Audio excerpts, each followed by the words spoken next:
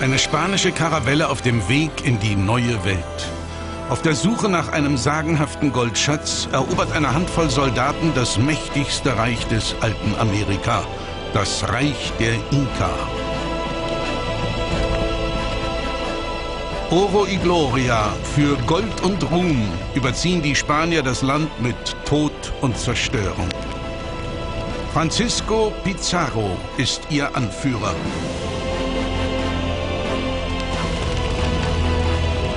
Sie bringen den Inka das Wort Gottes. Ihr Gold nehmen sie mit ins ferne Europa. Dutzende Schiffe sinken auf der Überfahrt. Noch heute wird nach ihrer wertvollen Fracht gesucht.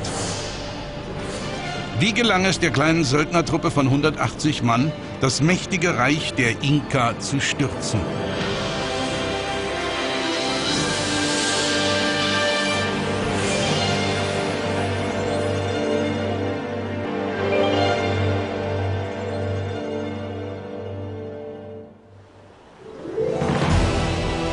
Es ist nicht die Elite der spanischen Armee, die im Jahre 1532 auf die unbekannte Pazifikküste Südamerikas zutreibt. Unter dem Befehl des Hauptmanns Francisco Pizarro sammeln sich ausgemusterte Soldaten, Gestrandete der alten Welt, die außer ihrem Leben nichts zu verlieren haben. Sagenhafte Goldschätze eines riesigen, unbekannten Reiches hatte er den Waffenbrüdern versprochen. Gerade einmal 180 Mann folgen ihm, ein Himmelfahrtskommando. Bei Tumbes im heutigen Peru betreten sie zum ersten Mal Festland.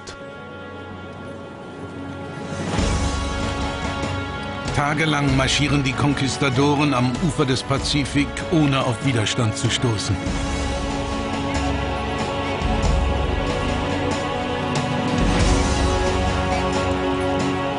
Wer aber bewohnt dieses fremde Land?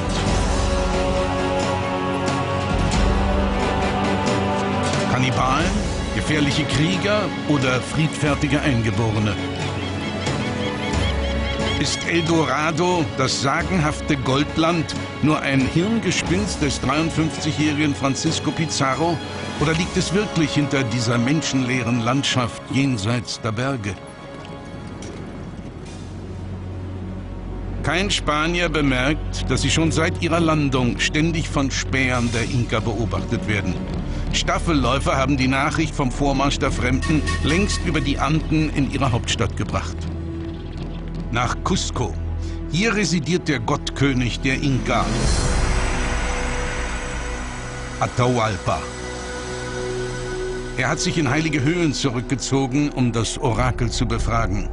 Wer sind die Fremden? Sind es Krieger, die ihn herausfordern, oder Götter, die ihm ihre Aufwartung machen, wie seine engsten Ratgeber vermuten?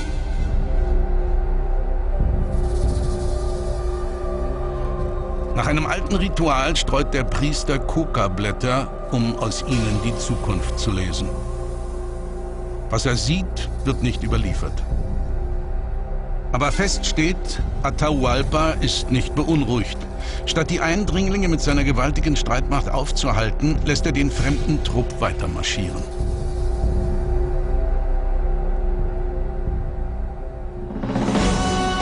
»15. Februar 1532« aus dem Kriegstagebuch.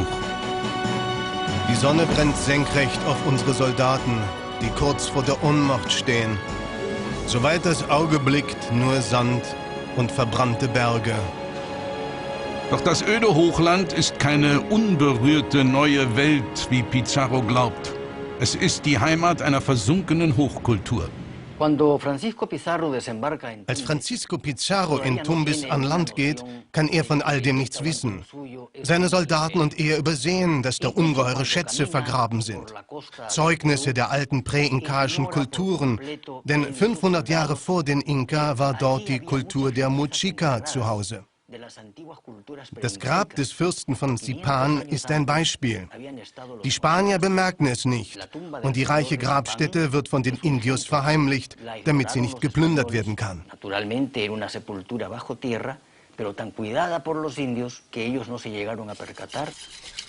Erst heute wird sorgfältig freigelegt, was die Konquistadoren damals nicht sehen konnten. Doch auch heute ist die Arbeit der Archäologen nicht ungefährlich. Polizeikräfte müssen die Fundstätten bewachen, denn immer wieder versuchen Schatzräuber, die wertvollen Gräber zu plündern. Erst vor wenigen Jahren konnten Archäologen die letzte Ruhestätte des legendären Fürsten von Zipan vor dem Zugriff der Plünderer bewahren. Dort entdeckten die Forscher ungeahnte Schätze, wie diese Ohrringe aus purem Gold. Das schönste Stück ist eine geheimnisvolle Maske aus getriebenem Gold mit Augen aus Lapislazuli. In diesem Fall waren die Plünderer schneller als die Wissenschaftler.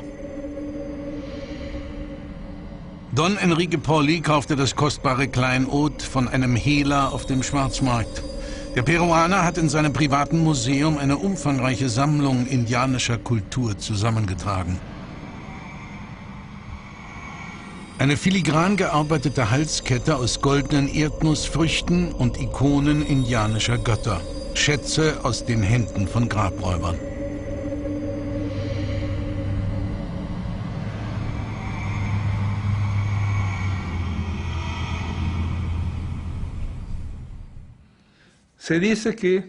Es wird gesagt, ich sei ein Hehler, ein Schmuggler und ein Goldräuber.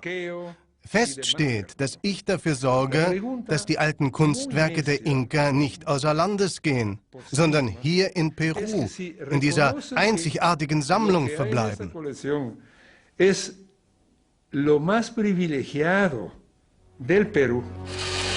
Die Indios waren Meister der Goldschmiedekunst. Mit Blasrohren heizten sie die Glut in ihren einfachen Öfen an, um das edle Metall zu schmelzen.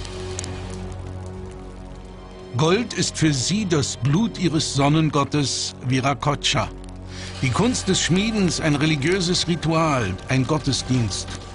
Die unstillbare Goldgier der Europäer ist der indianischen Kultur fremd. Mit einfachen Mitteln schaffen sie unvergleichliche Kunstwerke.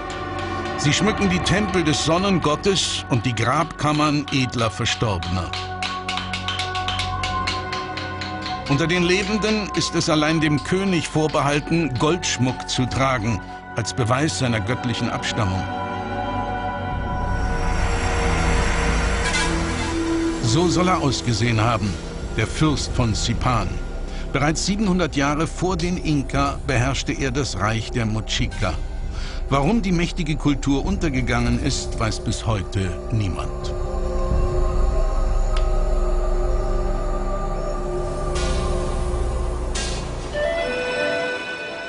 Wie ehemals die Mochica glauben auch die Inka an die Rückkehr eines Schöpfergottes. Er hatte sie, der Legende nach, über das weite Meer verlassen. Aus der untergehenden Sonne aus Westen sollte er eines Tages zurückkommen. Ein hellhäutiger, bärtiger Gott. Ein Gott, der aussieht wie Pizarro. Der spanische Anführer ahnt von alledem nichts. Entschlossen führt er seine Männer durch die scheinbar unberührten Hochtäler der Anden. Doch sie sind umringt von Spionen der Inka. Über Lichtzeichen unterrichten sie ihren König über jeden Schritt der Eindringlinge. Aber warum stellt er sich nicht zum Kampf? Ungehindert erklimmen die Spanier die Pässe der Anden.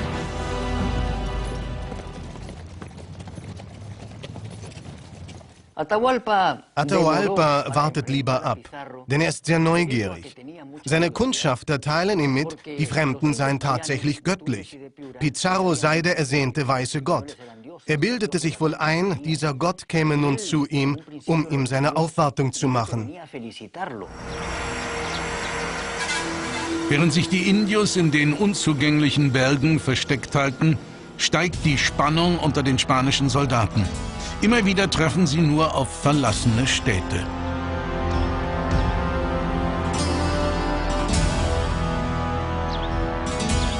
Von Spionen erfahren sie, Atahualpa hat alle Krieger zu einer gewaltigen Streitmacht zusammengezogen.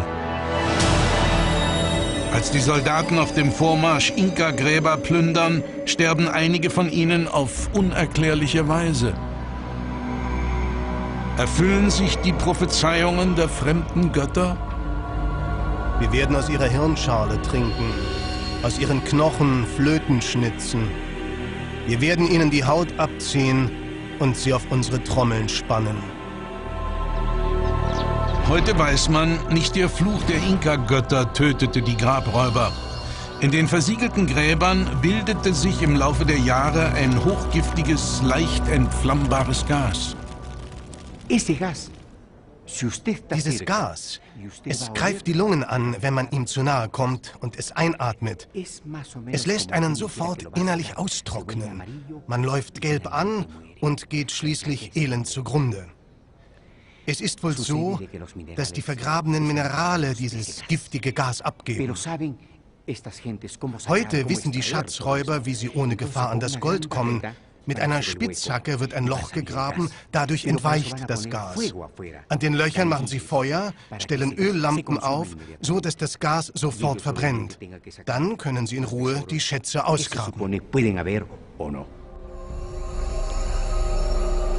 Wenn die Nacht hereinbricht, suchen Pizarro und seine Männer Schutz in den verlassenen Ruinenstädten. Hier verteilen sie die ersten glanzvollen Stücke, die sie aus den Gräbern geplündert haben.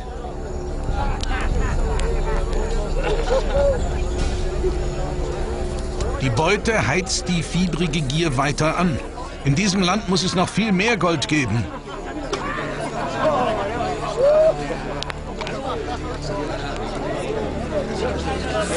Einen wichtigen Schatz der neuen Welt haben sie jedoch schon entdeckt, ohne es zu ahnen. Am Lagerfeuer rösten sie eine seltsame Knolle, die schon bald ganz Europa erobern sollte: die Kartoffel. Noch immer führt Pizarro seine Männer gegen einen Feind, der unsichtbar bleibt.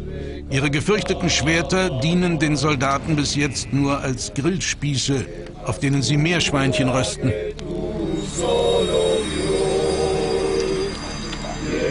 Drei Monate sind sie schon unterwegs und unter den Männern regen sich erste Zweifel am Erfolg ihrer Mission. Trost suchen sie in Gebeten und Bittgesängen an die Jungfrau Maria. Im Schein des Lagerfeuers plagt Heimweh die Gemüter. Doch in die spanische Heimat, wo sie als Bauern geknechtet und von der Inquisition bedroht wurden, führt kein Weg zurück. Ihre einzige Chance liegt hier in der neuen Welt, wo sie ihr Leben für Reichtum und den Ruhm des Vaterlandes aufs Spiel setzen.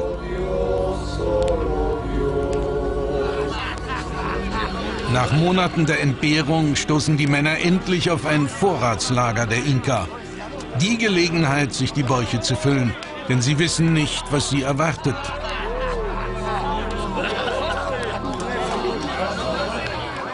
Erste indianische Verbündete versprechen, die Spanier durch die schneebedeckten Anden zu ihrem König Atahualpa zu führen.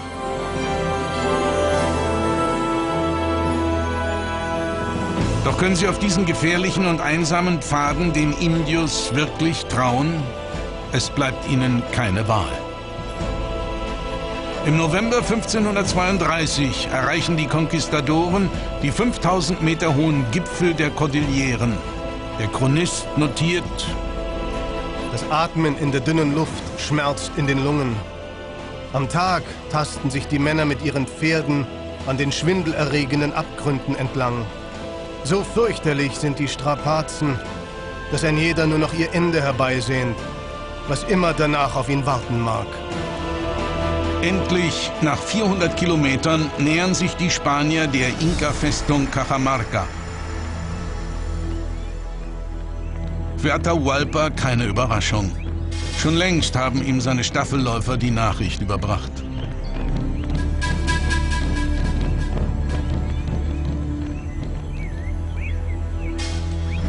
Entschlossen wagen sich die Soldaten ins Herz des Inka-Reiches.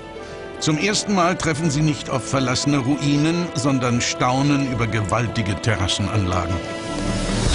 Jetzt wird ihnen klar, sie werden nicht auf einen Haufen wilder Eingeborene stoßen. Kommt es jetzt zum Kampf gegen die Inka-Armee? Warten die Krieger im Schutze der gewaltigen Berge? Unbeirrt befiehlt Pizarro den Vormarsch nach Cajamarca. Kurz vor dem Ziel stoßen seine Truppen jedoch auf ein gewaltiges Hindernis. Mächtige Steinblöcke schützen eine gigantische Festungsanlage. Bis heute ist es ungeklärt, wie die Baumeister der Inka bis zu 130 Tonnen schwere Quader brechen und fugengenau zu einer Mauer zusammensetzen konnten.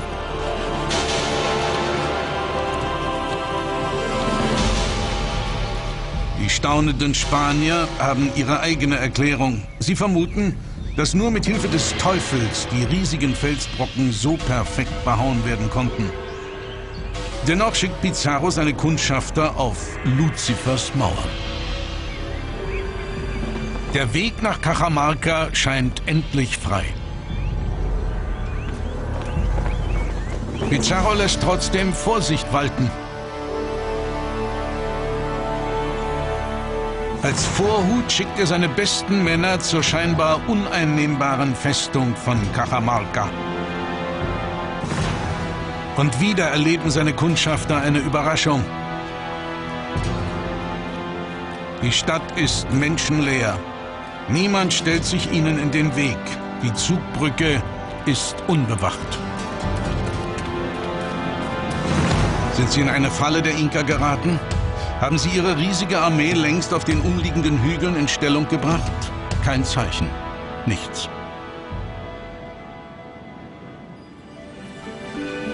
Während Pizarros Truppen Cajamarca besetzen, badet Atahualpa mit seiner Lieblingsschwester in den nahegelegenen Thermen von Putamarca. Er ist überzeugt, dass ihm, dem Gottkönig, die kleine Schar der Fremden nicht gefährlich werden kann.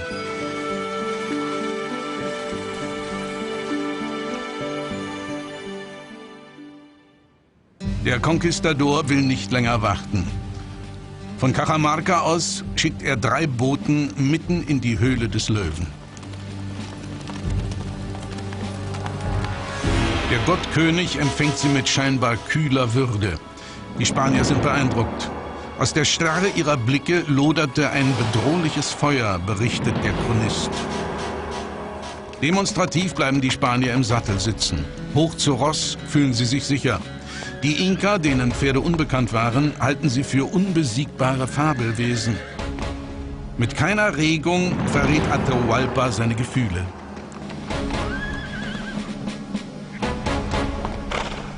Dann trinkt er plötzlich auf das Wohl der Spanier aus dem Schädel eines Hingerichteten. Den Fremden werden goldene Becher gereicht. Eine Geste der Freundschaft? Atahualpa verspricht, am nächsten Tag nach Cajamarca zu kommen, um ihren Anführer kennenzulernen. Die Spanier bleiben misstrauisch. Ist der Begrüßungstrunk vergiftet?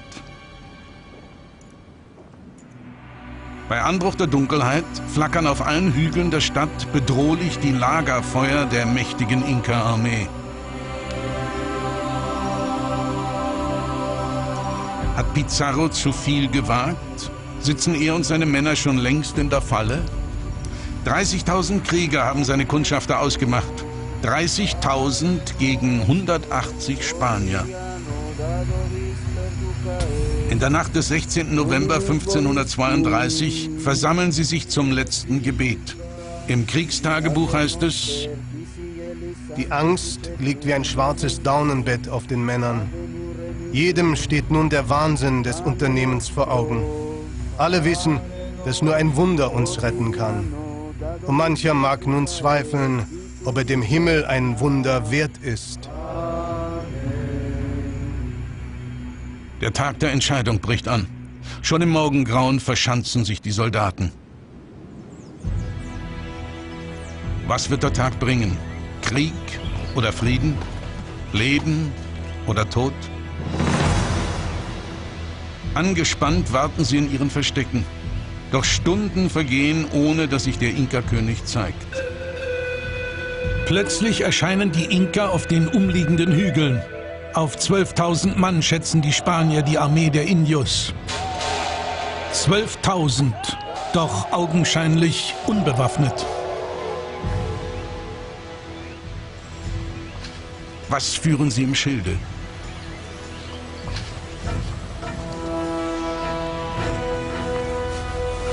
Jubelschreie kündigen plötzlich das Erscheinen Atahualpas an.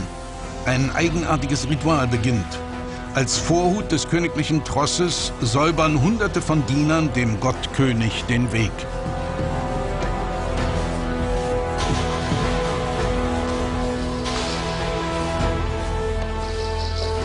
Endlich erscheint er. Von den vornehmsten Adligen seines Hofstaates lässt er sich in die Mitte des Platzes tragen. Nach einem festgelegten Ritual gruppiert sich sein Gefolge um den prunkvoll geschmückten Thron aus purem Gold. Zum ersten Mal bekommen die Eroberer einen Eindruck vom Reichtum des Inka-Fürsten. Atahualpa glaubt, dem Gegner mit seiner gottgleichen Erscheinung Respekt einzuflößen. Auf dem Marktplatz von Cajamarca treffen zwei Welten aufeinander. Pizarros Priester geht mit Kruzifix und Bibel auf den König zu.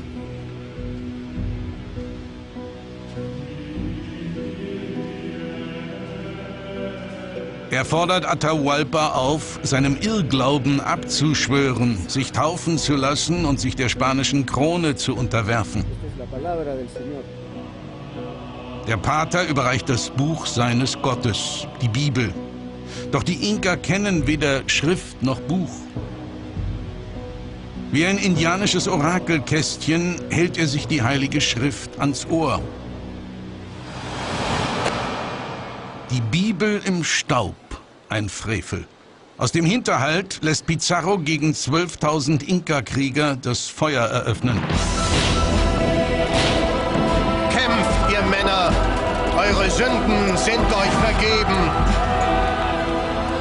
Kriegstagebuch, 16. November 1532. Nun brachen unsere Truppen aus allen Toren und stürzten sich mit Gebrüll auf die wehrlosen Indianer. Sie zerstückelten die Unbewaffneten mit den Schwertern wie Brotleiber. Es war das schlimmste Schlachten. Es roch nach Blut und Tod. Die riesige Indio-Armee flieht in heillosem Chaos. Der große Sonnengott stürzt in den Staub. Er wird unter Arrest gestellt. Niemand, dem sein Leben lieb ist, vergreife sich am Inka, soll Pizarro ausgerufen haben. Er ist ihm jetzt so kostbar wie das Gold des Landes. Denn mit ihm als Geisel hat er dessen Untertanen nicht zu fürchten. Noch ahnt der Spanier nichts von der Größe des goldenen Inka-Reiches. Es erstreckte sich damals vom heutigen Kolumbien im Norden bis nach Chile im Süden. Unter dem extremen Klima der Anden hatten seine Einwohner eine moderne, blühende Landwirtschaft entwickelt, die im rückständigen Spanien völlig unbekannt war. Ist dieses Land das Eldorado, der reiche Garten Eden, nach dem die Konquistadoren so lange gesucht haben? Doch die Inka geben kaum etwas von den Geheimnissen ihres Landes preis. Auch von Machu Picchu erfahren die Eroberer nichts. Erst 1911 entdeckte der amerikanische Forscher Bingham per Zufall die mächtige Andenmetropole, die 400 Jahre unter einem grünen Vorhang verborgen war. Verborgen ist auch Atahualpa.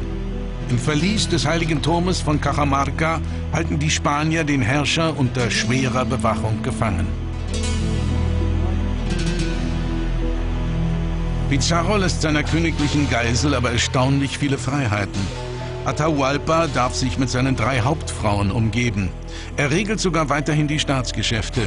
Die Quipus, geknotete Zahlentabellen, informieren ihn über die Steuereinnahmen. Noch hält seine Autorität Ruhe und Ordnung im Reich aufrecht.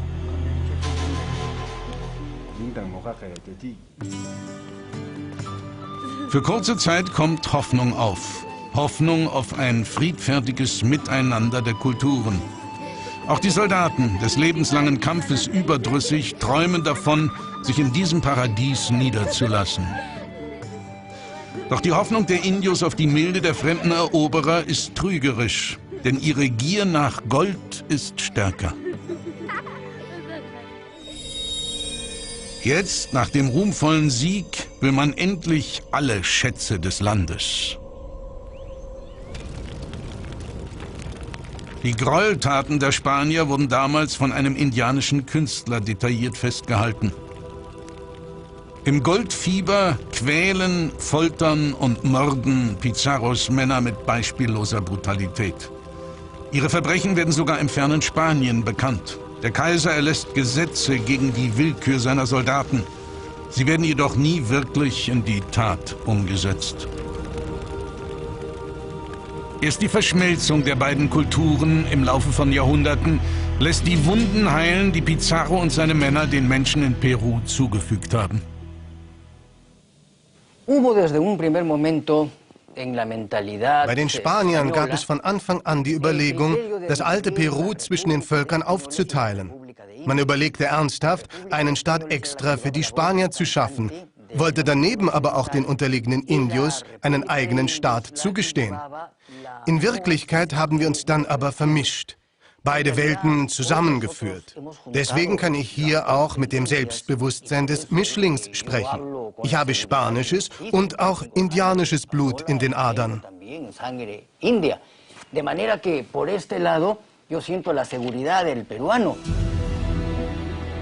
Zwischen Pizarro und Atahualpa entwickelt sich im Laufe der Zeit ein fast freundschaftliches Verhältnis. Der spanische Analphabet gestattet seiner indianischen Geisel sogar, im Verlies lesen und schreiben zu lernen. Fast spielerisch macht sich der Inka mit den Geheimnissen der fremden Kultur vertraut. Will er von seinen Feinden lernen, wie er sein Volk doch noch zum Sieg führen kann? Er spürt die Überlegenheit seiner Bezwinger, erkennt jedoch auch ihre Schwäche, die grenzenlose Gier nach Gold. Pizarros Milde Atahualpa gegenüber ist seinen Soldaten längst ein Dorn im Auge. Er bringt seiner königlichen Geisel sogar Brettspiele bei. Die beiden studieren einander zunächst argwöhnisch, dann immer neugieriger.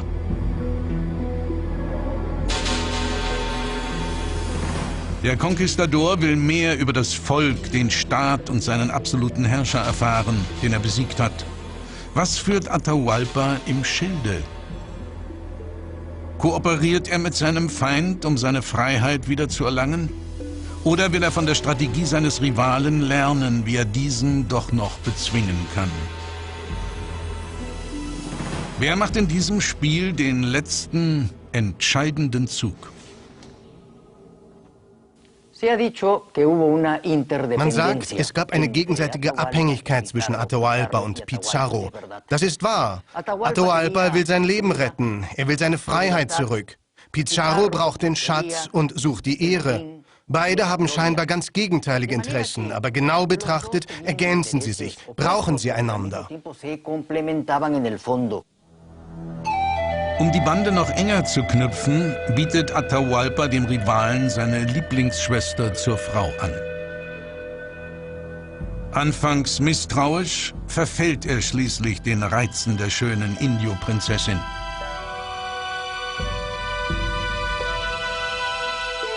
Er lässt sie auf den Namen Inés taufen und nimmt sie als Konkubine. Eine christliche Hochzeit lehnt der Spanier jedoch ab.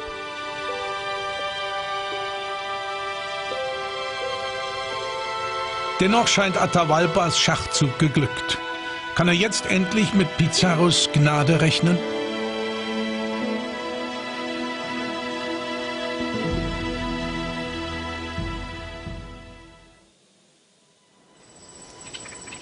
Die Spanier, noch immer auf der Suche nach dem sagenhaften Eldorado, stoßen Tausende von Kilometern entfernt bis in die grüne Hölle des Amazonas vor.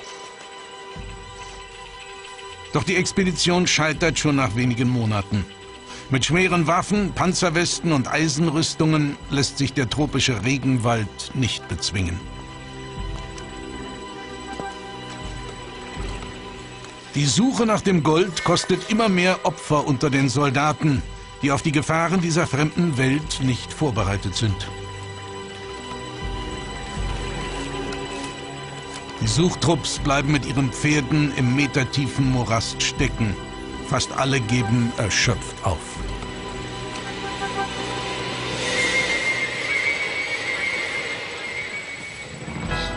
Wer nicht umkehrt, wird von der grünen Hölle förmlich verschluckt.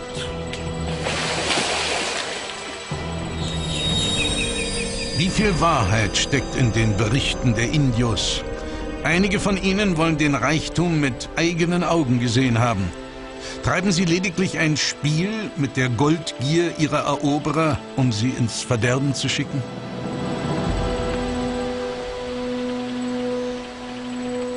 Jahre später entdecken die Spanier den Amazonas und befahren ihn bis zur Mündung.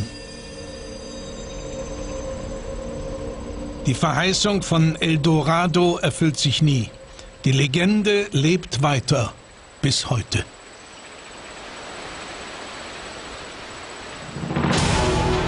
Wusste Atahualpa von einer legendären goldenen Stadt im Dschungel? Pizarro beschuldigt ihn, die Schätze seines Landes zu verheimlichen. Gerade einmal 1 Zentner Gold hat man bisher erbeutet.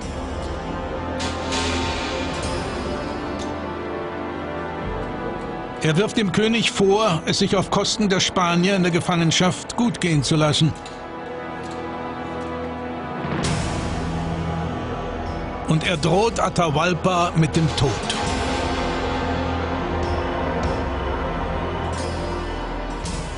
Ein Diener übermittelt schließlich ein verzweifeltes Angebot. Um sein Leben zu retten, will der Inka-Fürst seine Gefängniszelle, einen Raum von 50 Quadratmetern, mit Gold füllen lassen, wenn man ihm dafür die Freiheit schenkt. Pizarro ist einverstanden. Ein letztes Mal zeigt sich die absolute Macht des Herrschers über sein Volk. Aus allen Teilen des Landes tragen seine Untertanen das Gold für das Leben ihres Königs zusammen. Bis heute weiß niemand, wo die unermesslichen Reichtümer verborgen waren. 3 Monate lang, Tag für Tag, Nacht für Nacht, schleppen Indios Säcke voller Gold und Geschmeide in das Verlies des Sonnenkönigs. Schwer bewacht von spanischen Soldaten, türmen sie das Lösegeld zu einem gigantischen, glänzenden Berg auf. Es ist der größte Schatz, der in der neuen Welt erbeutet wurde. Mit buchhalterischer Akribie lässt Pizarro seinen Anteil errechnen.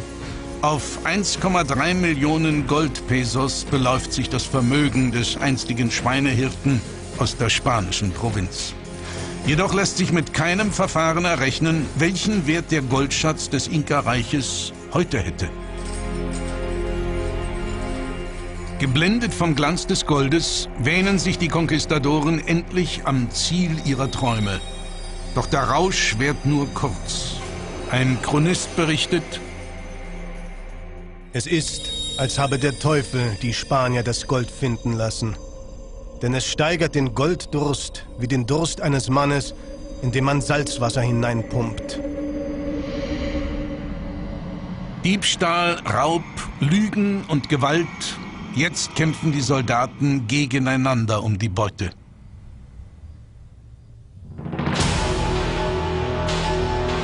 Auch Atahualpa wird der Reichtum seines Landes nun endgültig zum Verhängnis. Vergeblich hofft er auf seine Freiheit, denn Pizarro bricht sein Wort. Jetzt braucht er den König nicht mehr. Mit der hinterhältigen Begründung, Atahualpa treibe Vielweiberei, bete immer noch seine Götzen an und plane ein Komplott, verurteilt der Spanier ihn zum Tode. Mit ungeübter Hand setzt Pizarro seine Unterschrift unter das Todesurteil. Neuere Forschungen haben ergeben, dass der spanische Anführer von seinen Offizieren zur Verurteilung Atahualpas gedrängt wurde. Um seine Macht zu bewahren, musste er seinen indianischen Freund verraten. In tiefster Nacht wird der König der Sonne am 26. Juli 1533 in Ketten zum Schafott geführt. Statt auf dem Scheiterhaufen soll das Urteil durch die Garrotte, die Würgeschlinge, vollstreckt werden, wenn sich Atahualpa zum Christentum bekennt. Er wählt die Garrotte, und während der Priester ihn auf den Namen Francisco tauft, wird ihm bereits die Schlinge um den Hals gelegt. Mit erstickender Stimme beschwört Atahualpa Pizarro, für seine Frauen und Kinder zu sorgen. Francisco Pizarro verspricht es unter Tränen. So steht es im Kriegstagebuch.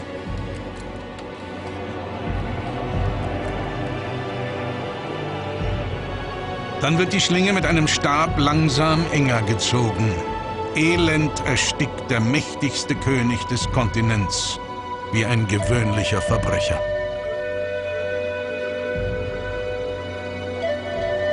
Mit seinem letzten Atemzug endet die Herrschaft der Inka in Peru.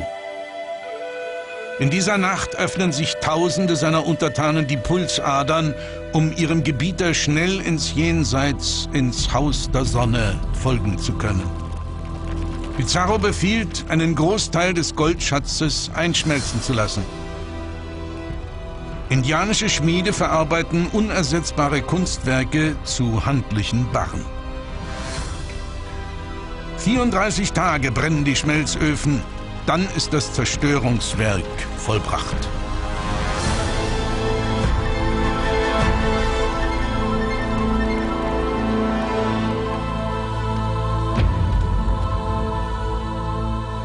Das Blut des Sonnengottes wird zu feinem Blattgold verarbeitet. Es ziert heute die Statuen der Jungfrau Maria. Gold für die heiligen Reliquien der Eroberer.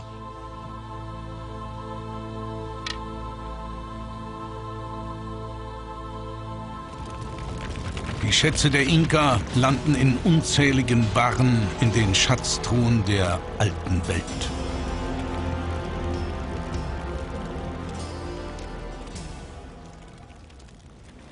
Schiffe transportieren die wertvolle Fracht über den Atlantik bis nach Spanien. Kaiser Karl V. braucht sie dringend, um in ganz Europa seine Schulden zu bezahlen.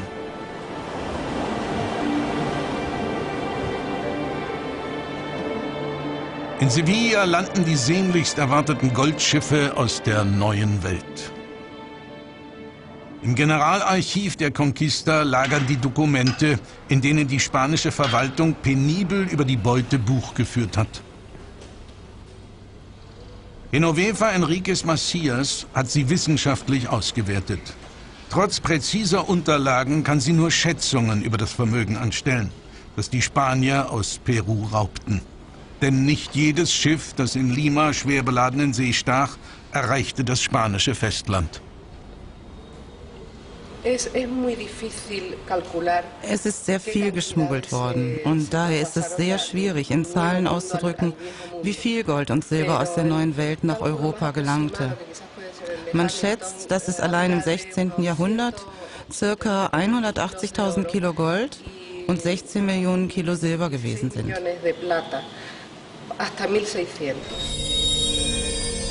Wie groß der Schatz der Inka wirklich war, kann niemand mit Bestimmtheit sagen.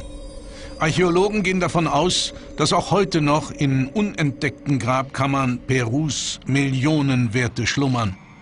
Der Mythos von El Dorado schlägt auch 500 Jahre nach der Eroberung Südamerikas die Menschen immer noch in seinen Bann.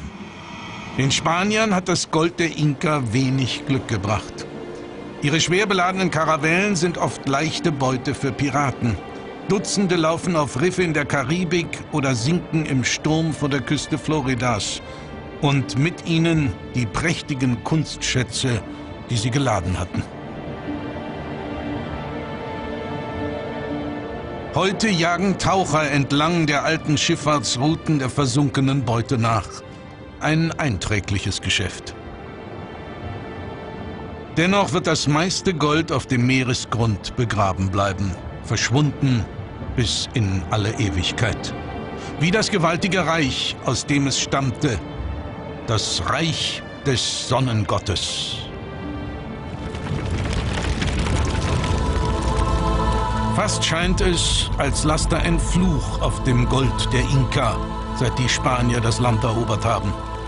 Denn als die Beute verteilt ist, bringen sich die Konquistadoren voller Neid und Missgunst gegenseitig um. Oro y Gloria, blutige Bruderkriege um Gold und Ruhm erschüttern das Land.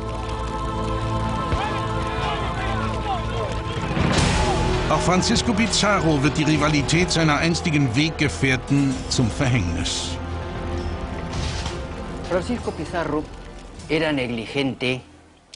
Francisco Pizarro war unbekümmert, was seine Gesundheit und seine eigene Sicherheit anging. Er nahm kaum Rücksicht auf sich, denn er fühlte sich stark und ließ sich nicht von seiner Leibwache schützen, die ihm zur Verfügung stand. Das wussten seine Feinde, überfielen ihn im Palast in Lima und töteten ihn. 12 Männer braucht es, um den 66-Jährigen niederzustrecken. Bis zuletzt wehrt er sich mit ungebrochenem Kampfesmut. »Komm her, du mein treues Schwert, Gefährtin all meiner Taten«, sind seine letzten Worte.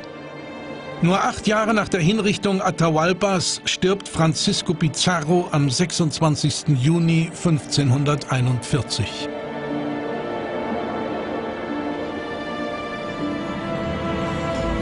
Gold und Ruhm hatte der Konquistador für sich und Spanien erbeutet und damit den Makel seiner niederen Abstammung ausgelöscht. Seinen blutigen Sieg bezahlte eine große Zivilisation mit dem Untergang und das Volk der Inka mit jahrhundertelanger Unterdrückung. Doch der Sieg der Spanier währte nur kurz. Sie waren gute Soldaten, aber schlechte Kaufleute. Das Gold Perus beschwor in Spanien eine Inflation herauf, die letztlich den Niedergang des stolzen Weltreiches besiegelte.